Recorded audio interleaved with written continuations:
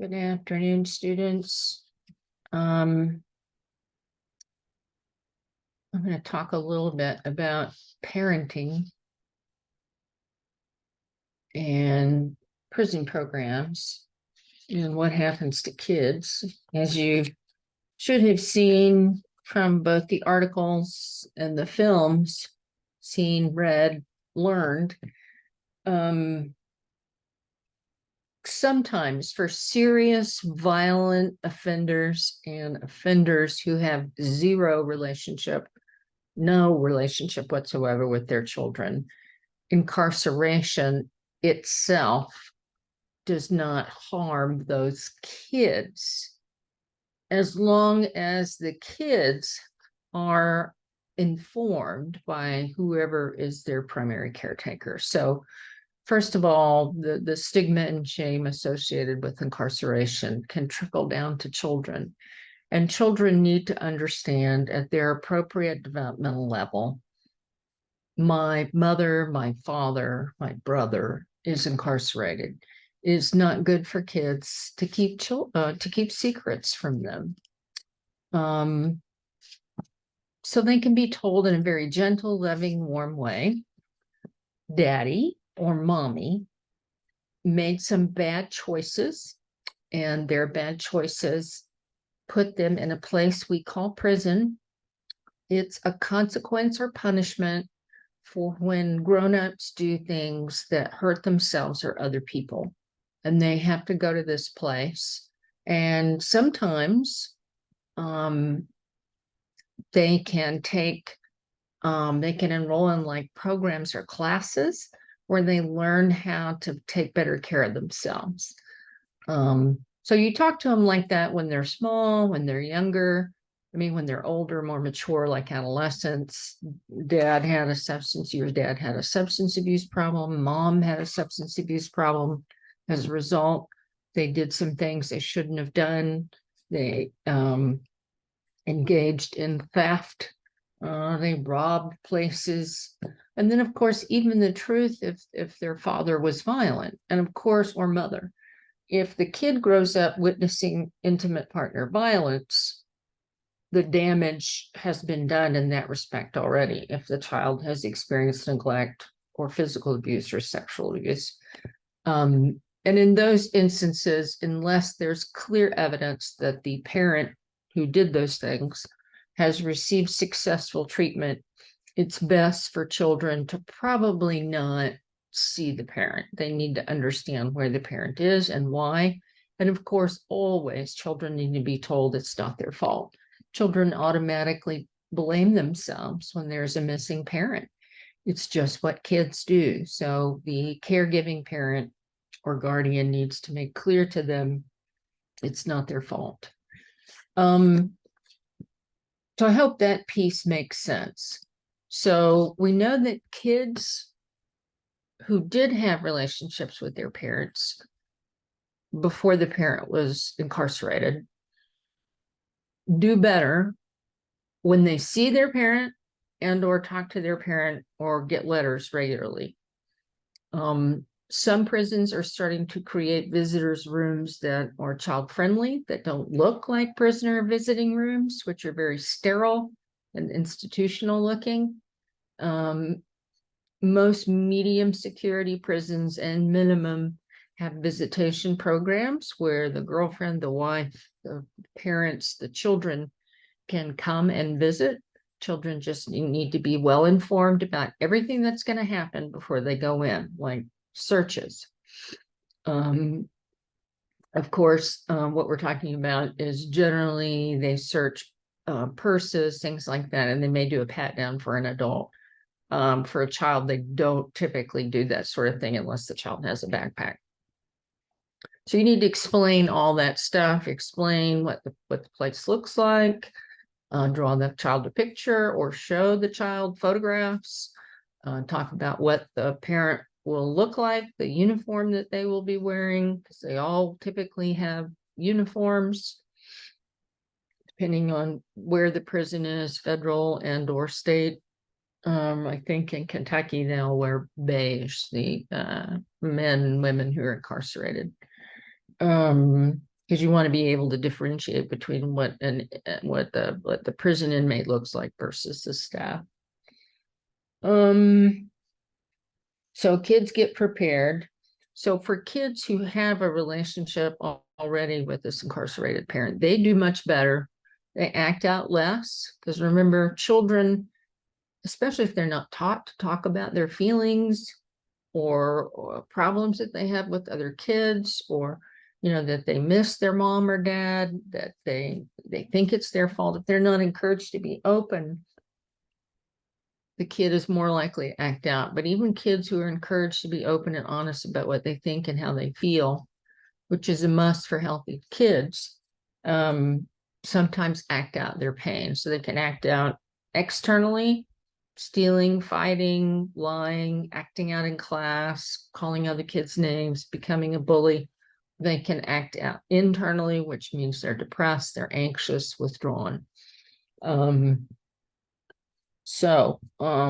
It's good for the kid to continue to have communication and preferably to be able to see their parent. Of course, the difficulty is, for example, if a child's father is at EKCC, Eastern Correctional Complex, in it's not Richmond, I'm forgetting, West Liberty. If it's in West Liberty, or if it's in, and I forget the name of that town too, that there's another one, a newer one, that's on about 45 minutes from Moorhead, more into a rural area than EKCC. I can't remember the name of it. It's pretty new. But the parent lives in Louisville, and they're working class or poor, and they can't afford to come all that way for visitations. Then it's important that we build these parenting programs where kids can be taken, and there are some that exist like that. The program exists. It has a van. It gets consent from both parents. It picks up the children. It takes the children for the weekend or for the day to a prison to have activities in a child-friendly room to engage in with father or mother, and they're observed by professional staff, typically social workers. And that's a part of later the program staff will give feedback to the parent in the prison about how well they did. So that's an ideal situation. So if the caregiving parent can't afford to get the kid there and there's no program available, then letter writing and videotaped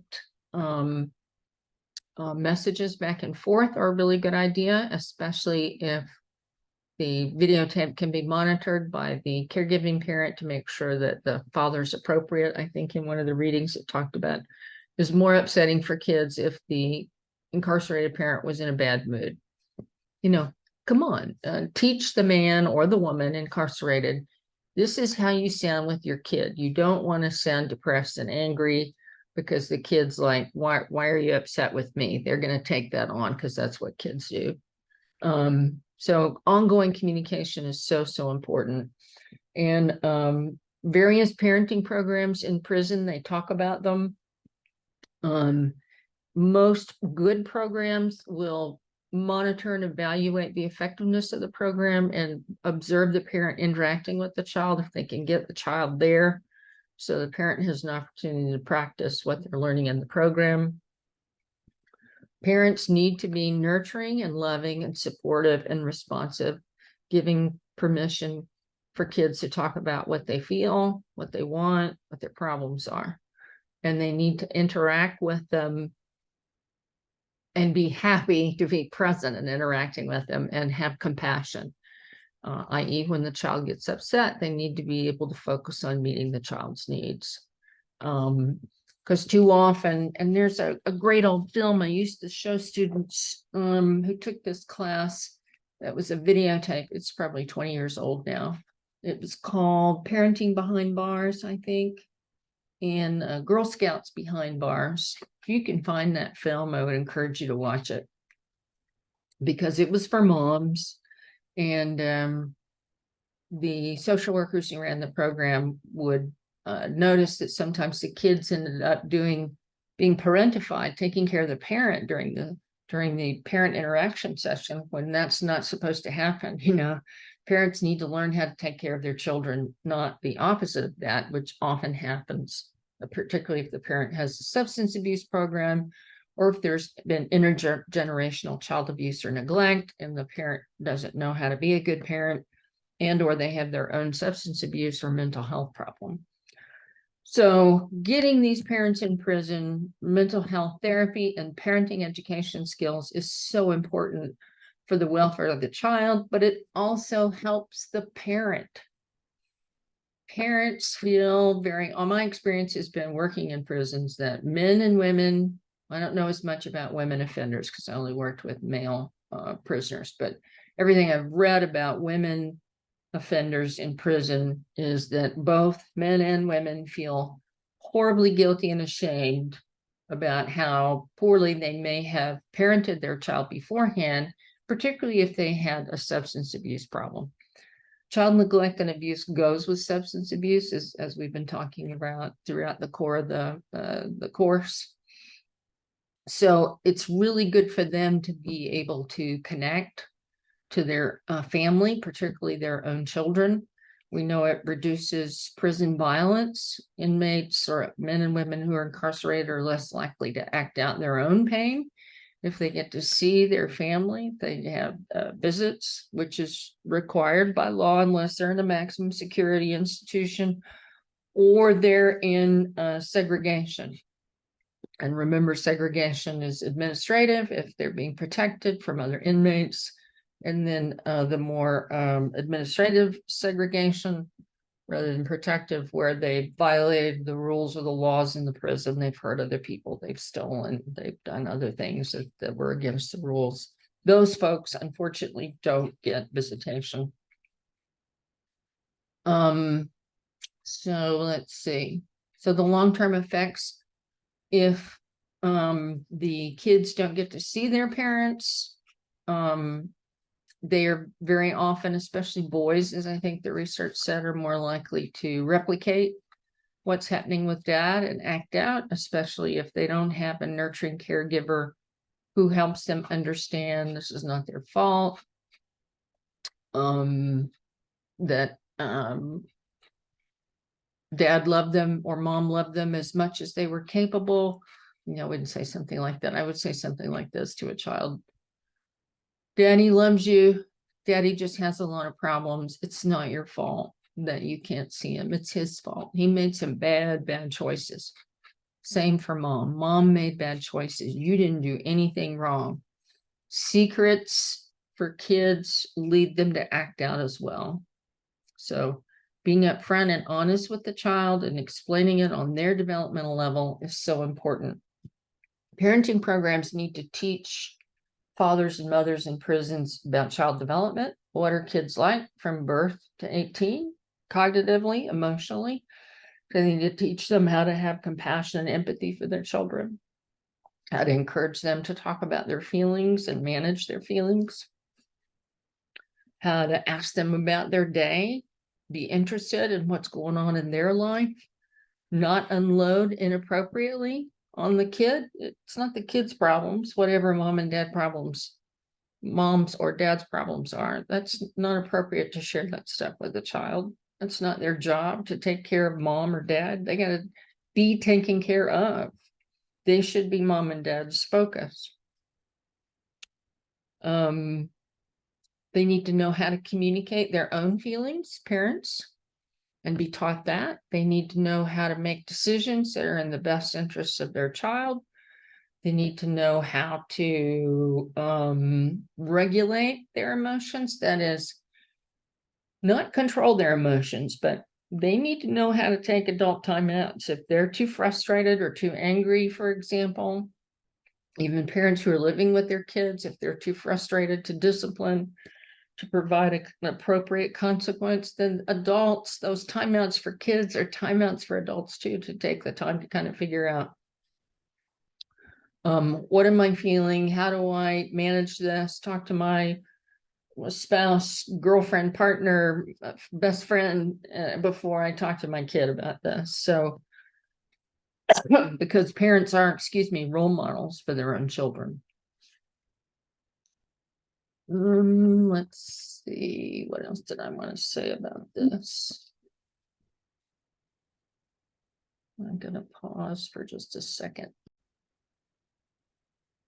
You may be shocked by the film about moms in prisons and jails raising their children, but we know infants need to be attached to a primary caregiver.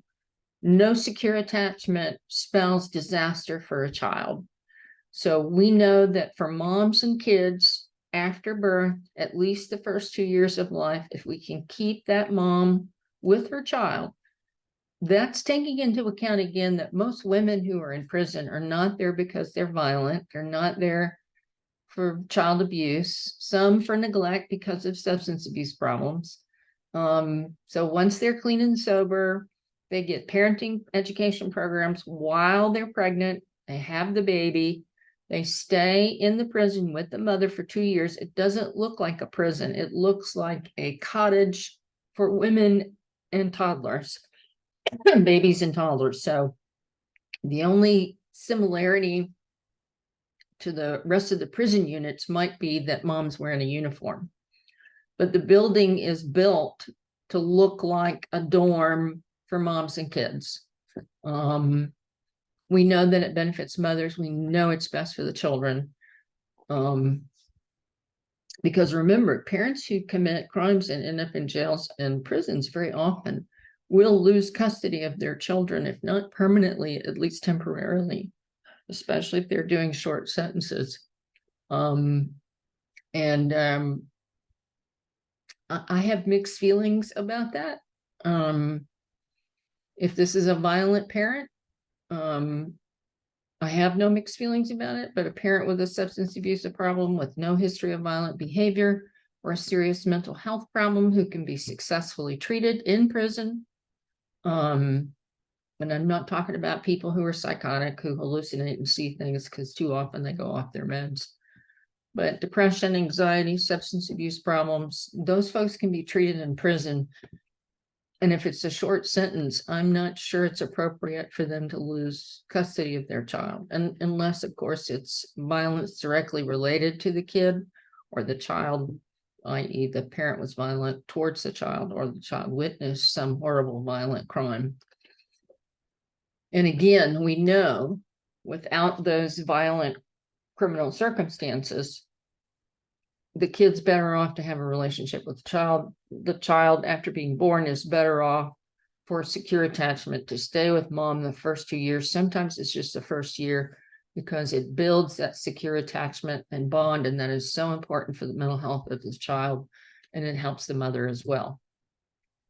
That's what the research says. Now, if you compare parent criminality and incarceration, it's only violence and neglect and abuse that has as big an effect almost as incarceration. But remember, at least parents who are somewhat abusive and neglectful, and I'm not talking about beatings, maybe a slap, maybe staying out too late, without supervision. I know that stuff's horrible. I'm not suggesting that it isn't.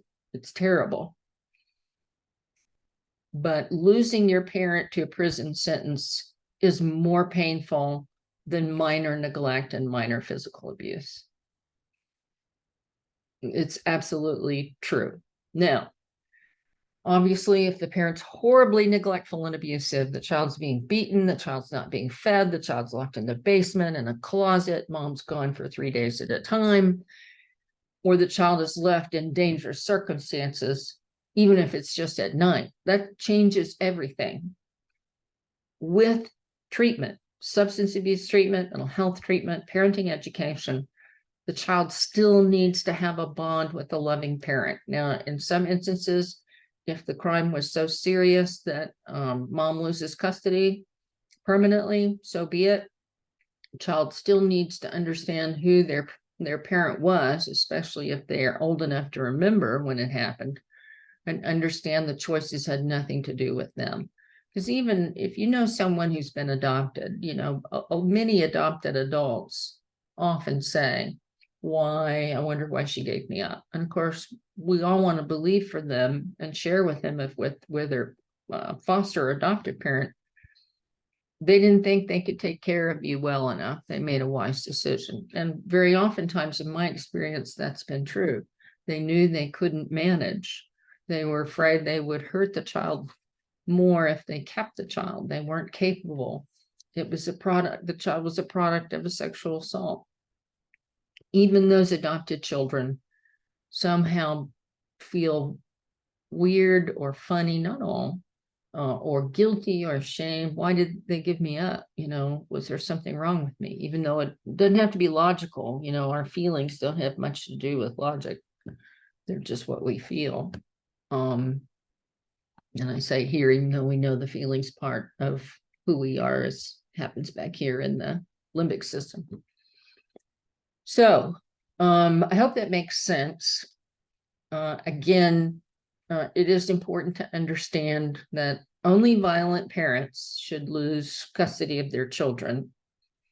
And most parents who have substance abuse problems, which is the most frequent reason that parents end up in prison, there are exceptions to that. The most common reason, the most frequently occurring circumstances are that, and their criminal behavior associated with substance abuse. Violence is different. If they're abusing the child, abusing the wife, they've committed, a mass murder incident, which is not going to be the most common reason that offenders are in prison. Kids need to see their parents. Parents need to see their kids. It's good for both of them. And there need to be no lies. Parents need to receive parenting education before they're allowed to do that, particularly if they have a long history of substance abuse. Incarceration and criminality are both generational. We need to find a different solution for taking into account the millions of kids who have a parent in prison today and have had a parent in prison today, because we know, separate from the criminal behavior that they may have engaged in, there's this big effect of being incarcerated and that loss of connection that has a terrible effect. So parenting skills, they need to know appropriate discipline, no corporal punishment, empathy, compassion, teaching the child how to feel their emotions, teaching the child how to regulate their emotions, problem solve, providing loving attention, engaging in play with kids is so important. Parents need to learn to not get their own needs met from their children. And in my experience teaching parenting classes to parents who were in trouble for neglect or abuse of their child, that's the hardest thing for them to learn. Most parents that I've worked with who end up in trouble with child welfare weren't parented effectively themselves. How are they supposed to know what good parenting looks like? They don't. So we teach them in these classes. Longer programs work better than shorter programs. Programs that include the child work better than those that don't include the child. They need to be established, like nurturing parenting program. I think that's one they mentioned, and parent-child interaction. Those two programs have notable success in significantly changing parents' parenting behavior. Too many programs don't take into account children's voices. And that's unfortunate, but you have to get permission to include a child in a research study like that, which means whoever their primary guardian is. But we need to know what the kids think. And we don't often know that. As a matter of fact, off the top of my head, I can't even think of a study that I've read in the last 30 years that talks to children about what they think about how mom and dad are different after parenting programs versus before. Okay. I think that's about all I wanted to say today. Please watch those films. And if you have any questions, just shoot me an email. You have a discussion board this week with regard to this test. If there needs to be a curve, I will provide a statistical curve. I haven't made a decision about that yet, but I will keep you posted. Have a good week.